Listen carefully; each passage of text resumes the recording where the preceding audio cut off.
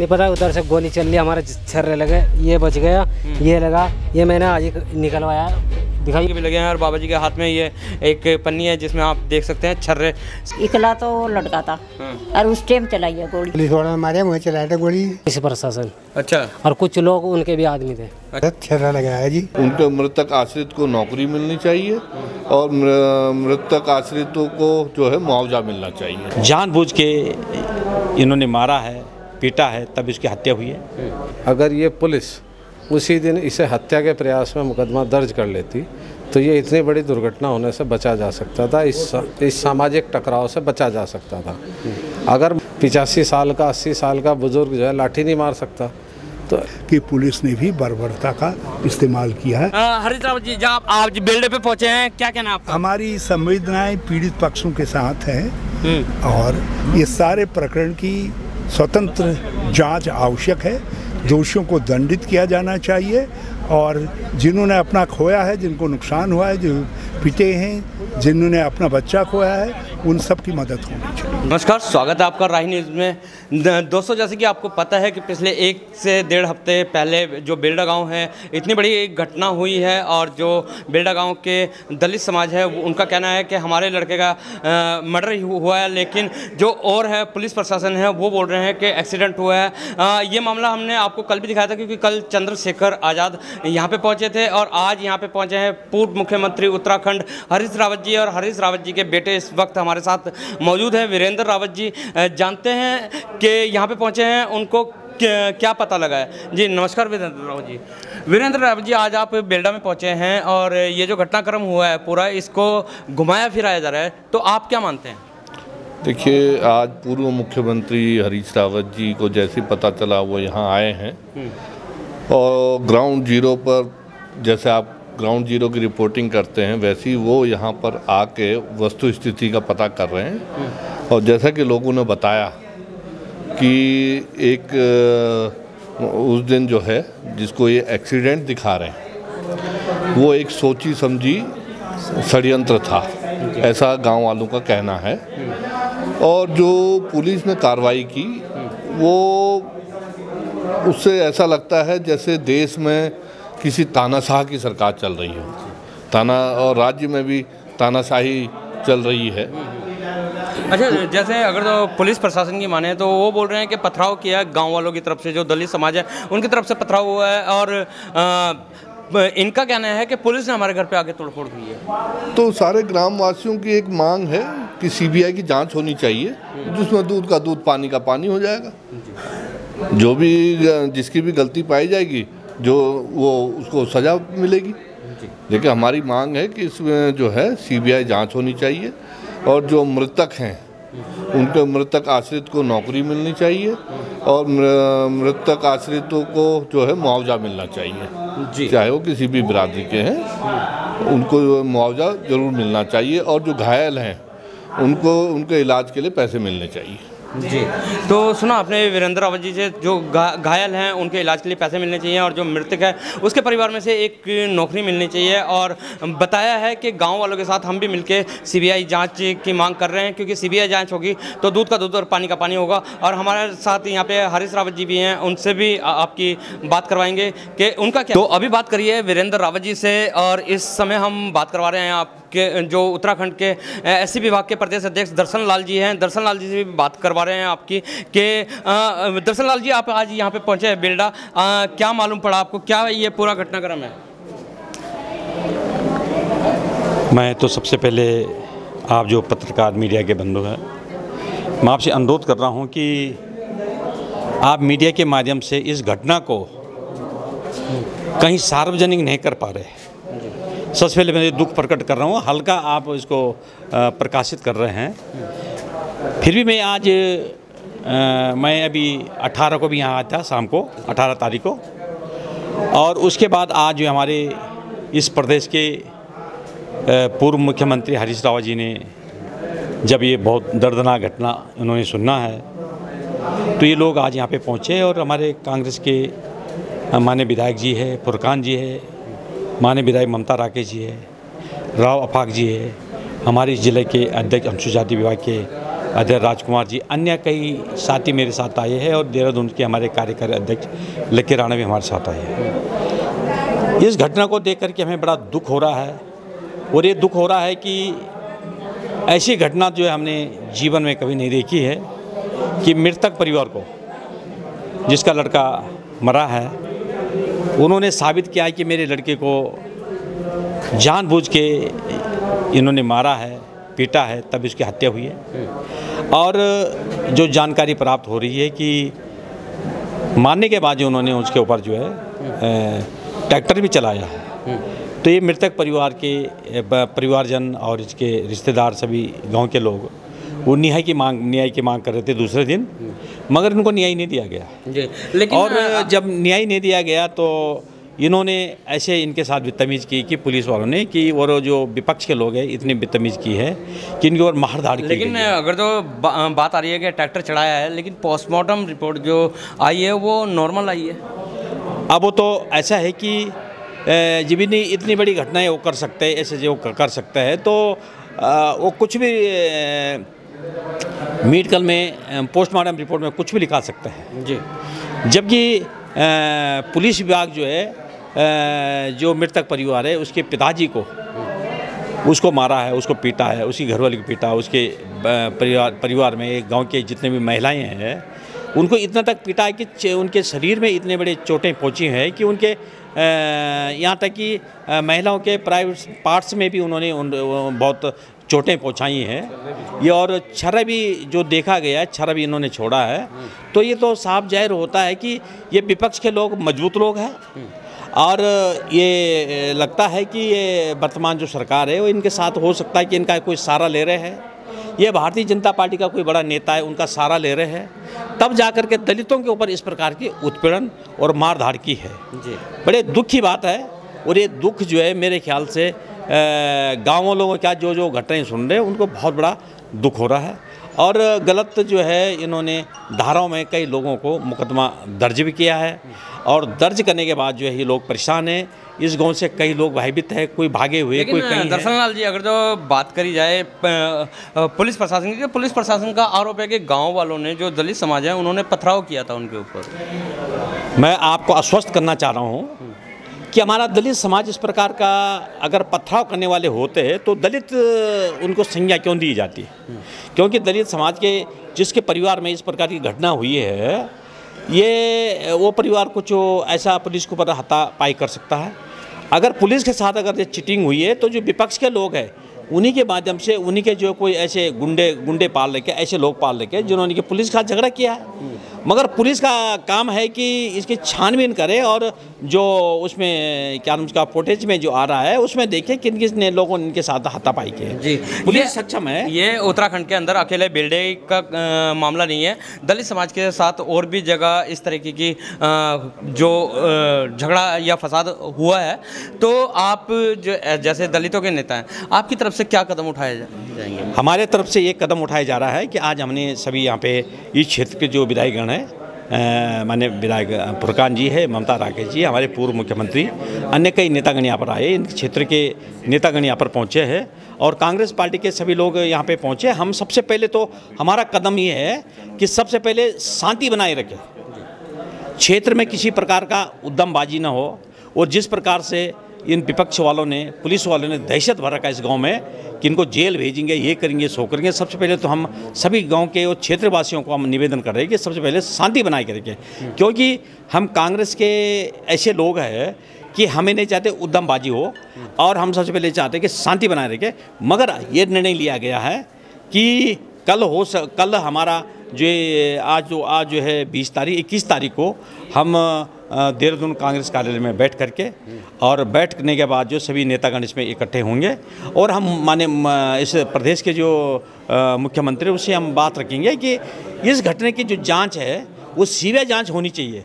और इन पुलिस जो जिस प्रकार के पुलिस जो है इस फुटेज में जो दिखाई दे रहे हैं, इनका जो रूल है गुंडागिर्दी का, मार धाड़ का, कि ये तो साफ जहर ये हो रहा है कि ये सब जो है दलित विरोधी लोग हैं। दलितों को मारने के लिए इन्होंने एक षड्यंत्र रचा है। तो हमारी ये मांग रही कि सबसे पहले इसकी जांच सीबीआई से होनी चाहिए। और मैं ये भी कहना चाह रहा हूँ कि अगर इस घटनाक्रम में अगर हमारा दलित समाज का लोग अगर सामने अगर दिखाई देता है कि इस प्रकार के पुलिस के साथ जो हाथापाई हुई है, मारधाड़ हुई है, तो ये नहीं कि उनके ऊपर भी मतलब दंडित होना चाहिए, उनके ऊपर कार्रवाई होनी चाहिए। कांग्रेस हमेशा चाहती न्याय, जो संविधान, हम तो संविधान को मानने वाले लोग हैं, हम संविधान के अनुसार चलने वाले लोग हैं, हमें चाह रहे हैं कि संविधान के अनुसार उनके ऊपर दंड होना चाहिए जो जिन्होंने इस प्रकार की घटनाक्रम की है। और जो दलित के साथ इस प्रकार घटना की है, ये तो बहुत बखान करने वाली बात है ही नहीं, ये तो बहुत बड़ा चिंतनीय विषय है।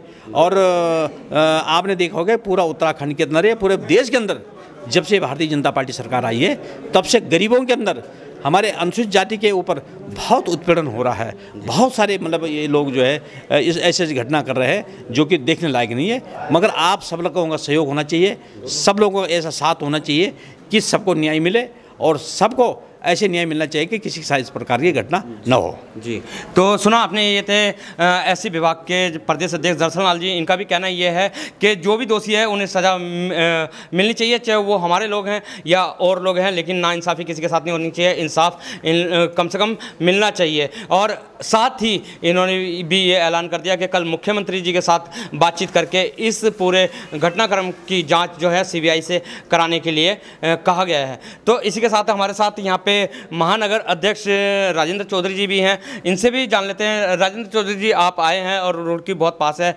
क्या पहले आप आए यहाँ पे?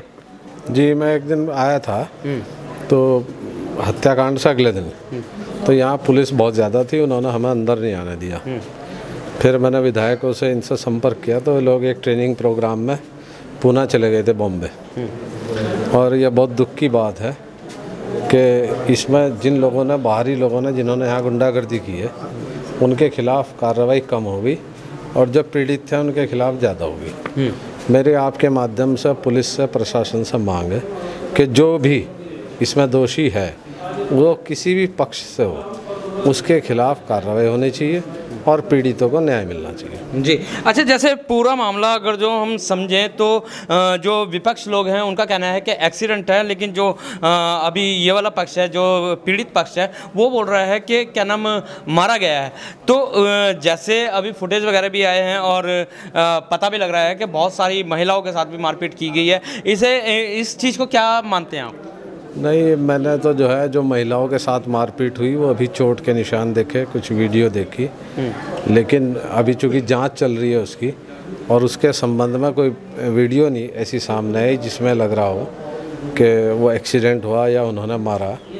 ये तो पोस्टमार्टम रिपोर्ट से और पुलिस की जांच से साबित होगा। जहाँ तक इनकी आशंका का सवाल है, अगर ये पुलिस उसी दिन इसे हत्या के प्रयास में मुकदमा दर्ज कर लेती तो ये इतनी बड़ी दुर्घटना होने से बचा जा सकता था, इस सामाजिक टकराव से बचा जा सकता था। अगर मुकदमा कायम हो जाता और उसमें चाहे फिर बाद में एक्सीडेंट ही क्यों ना आता, तो ये परिवार जो है ये पुलिस की जांच से संतुष्ट हो जाता। लेकिन जिस तरह से उसमें राजनीतिक हस्तक्षेप हो गया, क्योंकि ऐसी जानकारी मुझे मिली है, मैं जो इंचार्ज वो हैं इंस्पेक्टर मैडम, मैं उनसे मिला था। उन्होंने मुझसे कहा कि हमने कहा था इनसे कि हम इसमें 304A में मुकदमा कायम कर लेते हैं, अगर जांच में हत्या आएगी तो तरमीम हो जाएगी। लेकिन इधर हमारे पक्ष की तरफ से भी, जो पीड़ित पक्ष है, इसमें कुछ लोग जो है ऐसे आ गए जो इस मामले को डिस्टर्ब करना चाहते थे। उनकी वजह से ये सारा माहौल जो है ये अच्छी दिशा में जाने के बजाय ये गलत दिशा में चला गया और उसका नुकसान हो गया। देखो 80-85 साल के बुज़ुर्ग हैं, बुज़ुर्ग जिनको लाठियां लगी। 85 साल का आदमी तो पत्थर नहीं फेंक सकता, 85 साल का, 80 साल का बुज़ुर्ग जो है लाठी नहीं मार सकता। तो ऐसे लोग जो निर्दोष हैं उनकी भी इसमें जो है पीड़ा को समझना चाहिए। और मुझे उम्मीद है वो एक नई IPS ऑफिसर हैं और ये उनके सामने एक बहुत बड़ा रिसर्च का इशू भी है कि वो कैसे इस मुकदमे को जांच करती हैं, न्याय दिलाती हैं। और न्याय दिलाती ही नहीं है, लोगों को लगना चाहिए कि न्याय मिला है। जी, अच्छा, बात कर रहे हैं न्याय की, तो यहाँ के सारे लोग जो हैं और जो भी नेता आ रहे हैं वो CBI मांग कर रहे हैं, तो क्या पुलिस प्रशासन के ऊपर से भरोसा उठ चुका है? नहीं, CBI जांच, देखो हमारा कहना यह है, अभी माननीय हरीश रावत जी ने कहा है कि इसकी निष्पक्ष जांच होनी चाहिए।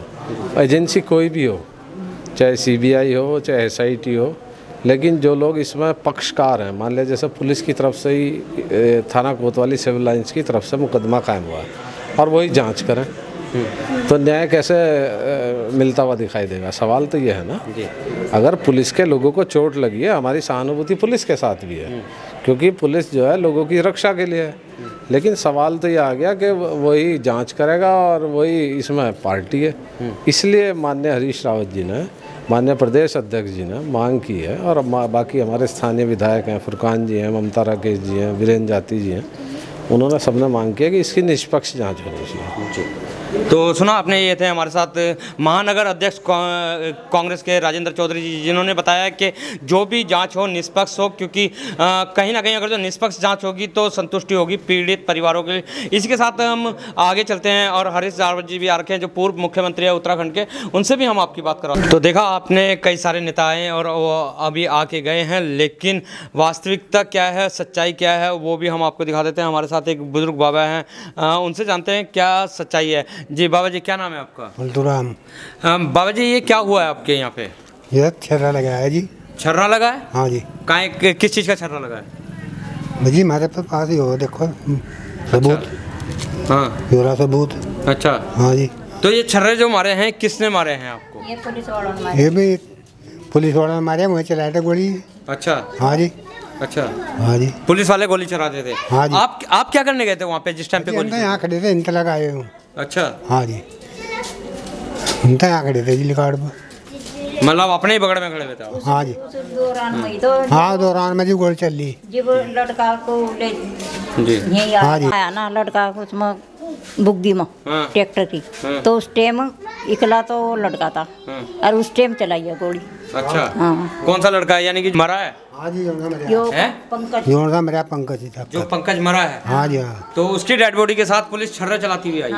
हाँ जी, हाँ। छर्रे चलाए फिर जी आने का। अच्छा। हाँ जी। बॉडी को ले जा रहे थे अच्छा। घेरा में।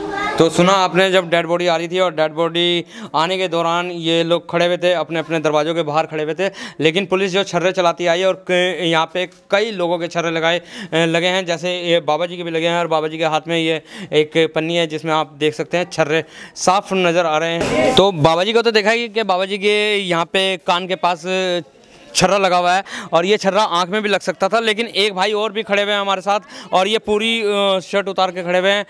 क्या नाम है भाई जी आपका? प्रीतम कुमार। ये क्या हुआ है आपकी ये छाती में और ये टांगों में? पे खड़ा था यहाँ पर हाँ। ताऊजियर में। हाँ।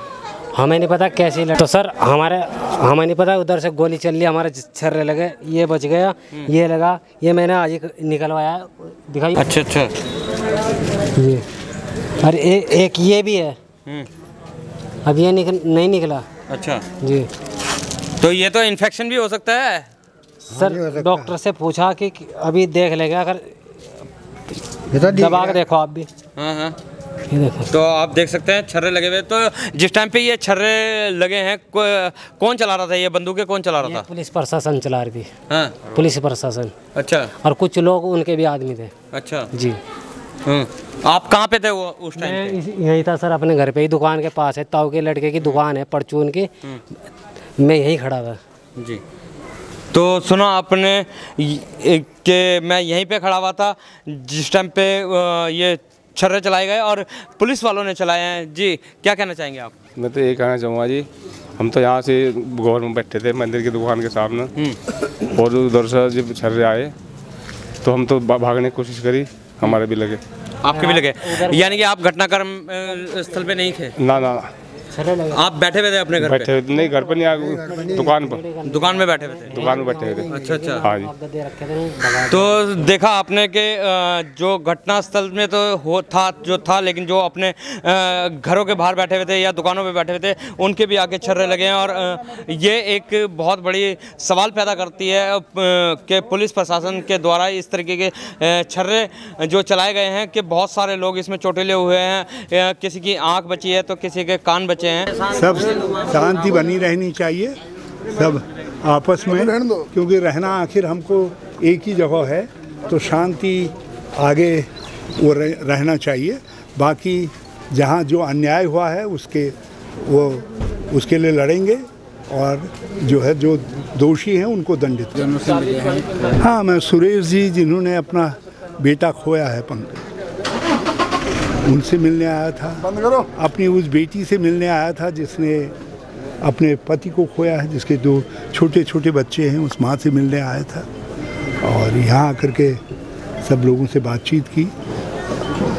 लोगों को, महिलाओं को भी पीटा गया है, बड़ी बुरी तरीके से पीटा गया है, निर्ममता से पीटा गया है। एक बच्चा प्रमोद जो है अभी हॉस्पिटल के अंदर जीवन और मौत की लड़ाई लड़ रहा है एम्स के अंदर, उसकी चिकित्सा की व्यवस्था का सवाल है। कुछ लोग जो निर्दोष थे, जो खबर लेने के लिए आए थे, उनको भी पुलिस ने बुक कर दिया है, उनकी मोटरसाइकिलों सहित उठा करके उनको जेल में डाला गया है, उस पर बातचीत करने का है।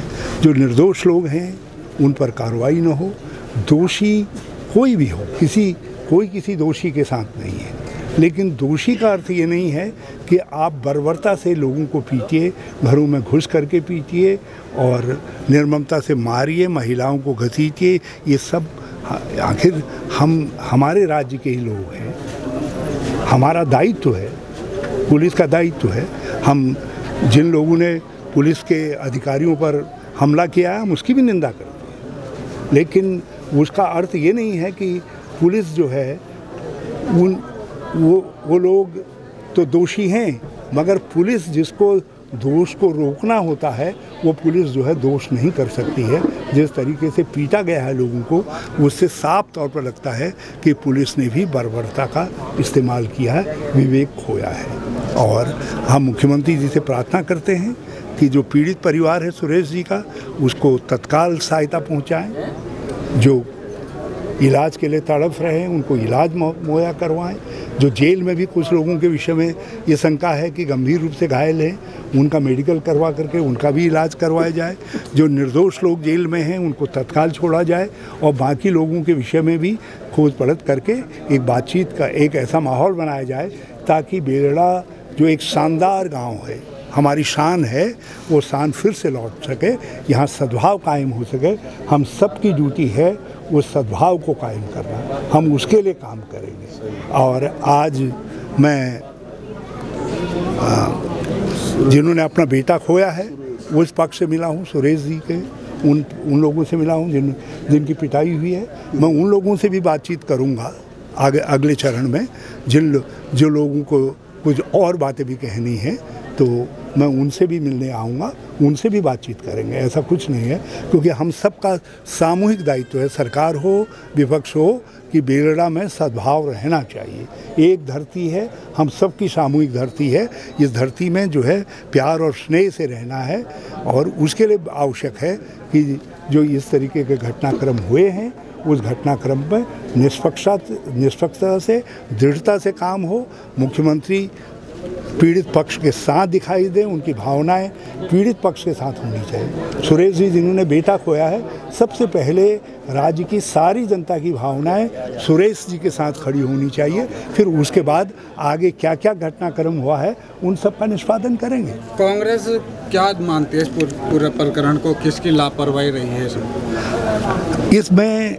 इसीलिए हम एक स्वतंत्र जांच की बात करेंगे इसमें, क्योंकि जिन्होंने बेटा खोया उनका कहना है हत्या हुई है। पुलिस ने जो गलती पर गलती हुई है वो पुलिस ने मान लिया कि ये हत्या नहीं है, ये एक्सीडेंट है, और वो उसको सिद्ध करने पर तुल गए। जिसने अपना बेटा खोया या जिन्होंने अपना भाई खोया वो तो सड़क पर निकलेंगे, वो रोएंगे, वो उत्तेजित भी होंगे, लेकिन पुलिस उत्तेजित होकर के काम करे ये वो अनुचित है। तो इसलिए हम सबसे पहली ज़रूरत है कि जो है शांति हो, सरकार पीड़ित पक्ष के साथ खड़ी दिखाई दे, उनकी मदद में आए, इलाज करवाए, निर्दोषों को छोड़े, एक अच्छा वातावरण बनाए और एक स्वतंत्र जांच की जाए। और उसमें जो दोषी हैं, चाहे वो पुलिस को चोट पहुंचाने के दोषी हैं, चाहे वो जनता को चोट पहुंचाने के दोषी हैं, या जो है उस नौजवान की हत्या के दोषी हैं, उन सबको कानून के मुताबिक सजा मिले। तो सुना आपने पूर्व मुख्यमंत्री हरीश रावत जी ने क्या कहा, वीरेंद्र रावत जी ने क्या कहा, और एससी विभाग के जो प्रदेश अध्यक्ष थे दर्शन लाल जी उन्होंने क्या कहा, और साथ ही हमने परिजनों से भी बात कराई है आपकी, साथ ही उस बुजुर्ग से भी बात कराई है जिसके छर्रे लगे। तो इसी तरीके की खबरें देखते रहिए, मिलते हैं आपसे इसी तरीके की खबरों के साथ। जब तक के लिए दीजिए इजाज़त। जय हिंद, जय भारत, जय।